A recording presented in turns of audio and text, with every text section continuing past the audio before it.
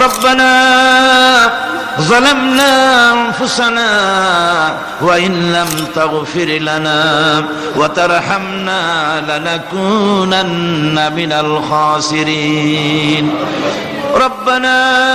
ظلمنا أنفسنا وإن لم تغفر لنا وترحمنا لنكونن من الخاسرين ربنا لا تزغ قلوبنا بعد إذ هديتنا وهب لنا من لدنك رحمة إنك أنت الوهاب رب العالمين লক্ষ লক্ষ মুসলমান নরনারী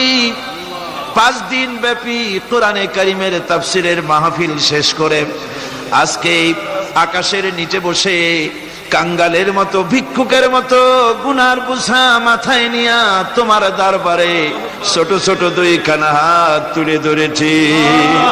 রব্বুল আলামিন আমাদের গুনার দিকে নজর করো না আমাদের গুনার দিকে তাকায়ো না আমরা এত গুনাহ করেছি সেদিকে তাকালে হয়তো রহমত করতে ইচ্ছে করবে না আয় আল্লাহ আমাদের গুনার দিকে তাকায়ো না আমাদের চোখের দিকে তাকাও আর আমাদের মুখের কাকুতি মিনতির দিকে তাকায়া আমাদের জিন্দেগির গুনাহ আল্লাহ মাফ করে দাও রব্বুল আলামিন এই 5 দিন তাফসীর করতে গিয়ে যদি কোনো ভুল আমি করে থাকি আয় আল্লাহ আমি মানুষ ইলম কালাম নাই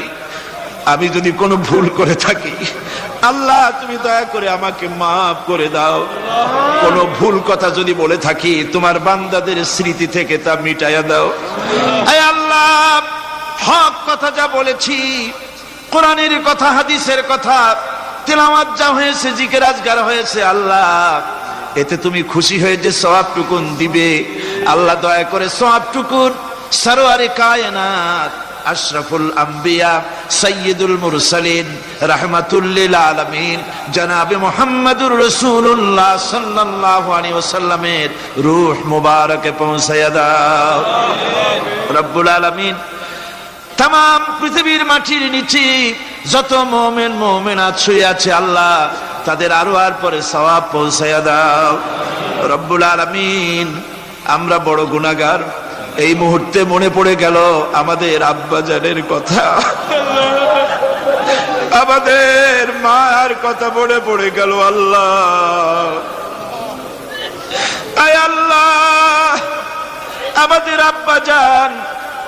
যারা কবরে চলে গেছে আমাদের জন্য কত কষ্ট করেছেন আল্লাহ বাপজানের কবরটাকে বেহেশত বানাইয়া দাও।